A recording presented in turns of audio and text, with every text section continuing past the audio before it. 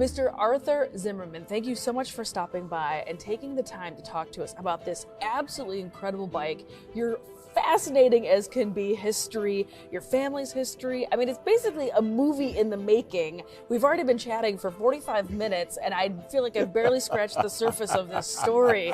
But just to keep it, just to bring the viewers back into the fold here, you have got bigger fish to fry than sitting at a bar watching the Browns and doing Sudoku and crossword puzzles. You better believe it, that's for sure. Because you are still working in motorcycling at 80 years young, Yep. And it's literally in your DNA, because this incredible bike that we're standing in front of was built by hand by your dad in 1959? Oh, I'm going to say earlier than that. Okay. I'm going to say more like late 40s. However, he picked up a book. I'm trying to think the name of the author on the thing, but in the book there was a gentleman that had developed a rotary valve engine. And he became really very fascinated with the concept of a rotary valve engine instead of poppet valves. Okay. And so doing research on it, and bear in mind, this was back in the late 40s when if you had to build something, you made drawings by pencil. It's not computer-aided drafting like it is today. You know, and so at any rate, what he did is literally had this huge drawing board in the basement of our house, and he literally laid out an internal combustion engine. And he decided to make it a V-twin and a 250cc so that it was comfortable that he could make the patterns and all that. So at any rate, what he did is he launched into basically doing the drawings, making the patterns. I remember him down in his workshop working in wood, making the patterns and making the core boxes so that he could make the molds. And he took these molds and took them over to a casting place, a foundry, and he had the aluminum poured. And then from that, after he got the aluminum, he put it on a lathe and he machined it. And this is the type of quality. You look at the quality of the castings, they're phenomenal. Yeah. Absolutely. The crankcase, the whole 9 yards is absolutely phenomenal. Well, at any rate, okay, so he got the concept going, but there was a lot of issues.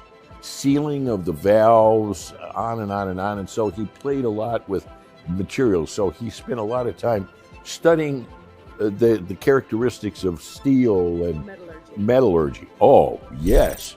It's one thing to read a micrometer and do machining. It's another thing to understand metallurgy.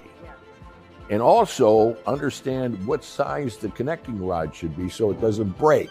Yes. Or the flywheels, Well, at any rate, though, he also got a patent on a device here that manages, this is before computers, there's a diaphragm in here, and it manages the carburation and also the oil flow to the valves, so that when you're under load, you are dumping a substantial amount of oil to lubricate the valves so they don't seize, okay?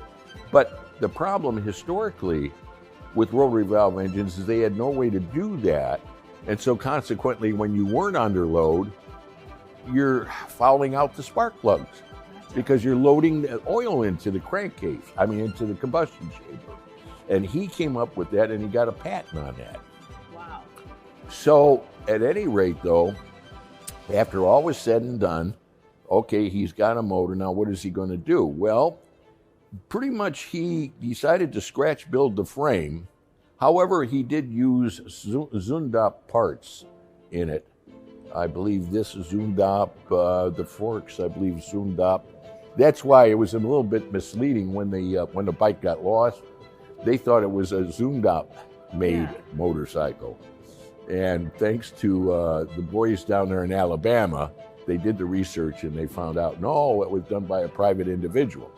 So at any rate, though, what had happened was he put the motor into the frame and got it up and running. And to prove the durability, he said, let's go and do scrambling with it. Okay.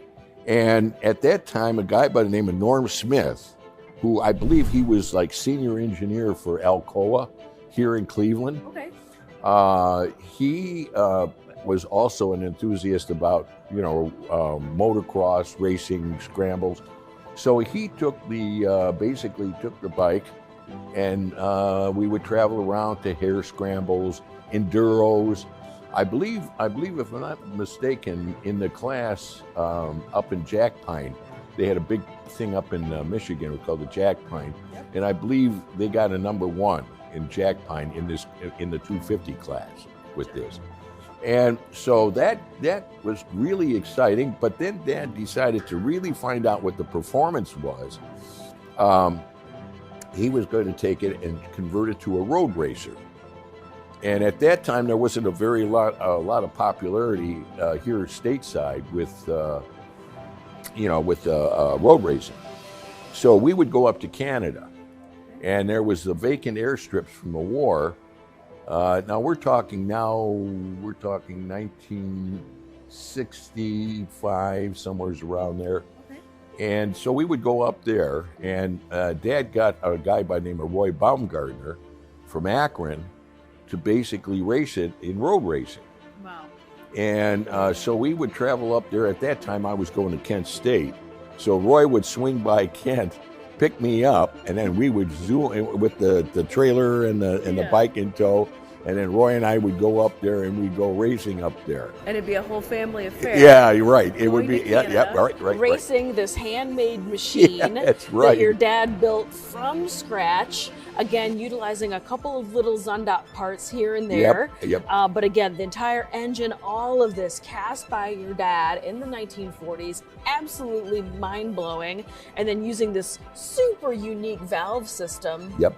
That you were just talking through. Again, this is a 250cc. This is a 4-stroke engine. Yep. The minute I saw this, immediately, again, it's a beautifully styled, beautiful looking machine. The engine is super fascinating to look at. I love the restoration on this. It's just they did a marvelous It's just immaculate, very tidy. Yep. But I couldn't tell when I walked up on it, what was this used for? Because you're saying this is its road racing outfit. But as we look at this huge sprocket out here, and then the 2 high side pipe on the other side, I was like, what is this bike for? So you're telling me it kind of does a little bit of everything. It was a little bit of a jack of all trades. That's right. And did some dirt, did some road racing with this.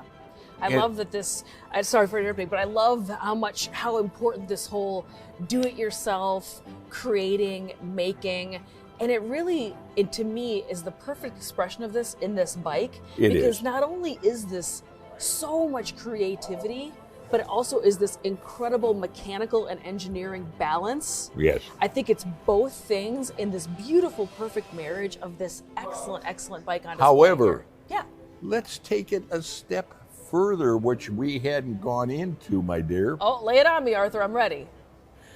What happened was a couple guys, they were running down here on East 55th. They were running hydroplane races down there. Okay. And there was a special class for 45 cubic inches. This is 12 cubic inches, 250 cc.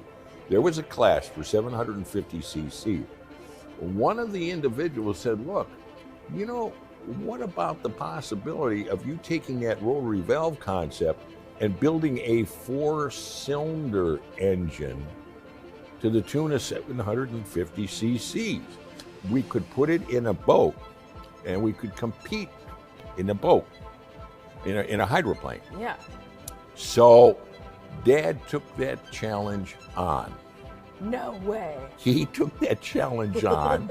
What he did, though, is rather than start from scratch, he did use the crankcase from a Crossley car. Okay. A small crankcase, okay? But the whole upper end, the cylinder, castings, the head, the whole 9 yards, again, he made the patterns, he did the molds, and had the foundry pour the stuff. Dad said, son, you're going to college studying engineering. Guess what? You aren't going to be hitting bars. You aren't going to be playing Parcheesi. You're going to be working with me on the sports car. There's worse things. There's way worse things to do with your parents. Yeah, I mean, heck, Well, I had to shove the girls off on the side temporarily.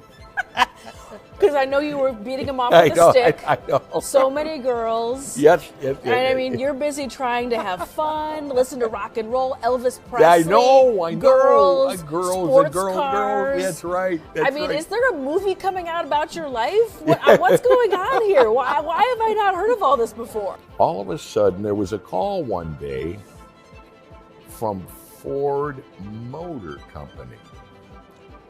What did they have to say? What Ford said is they had heard about his engine. They had read the articles in the magazines.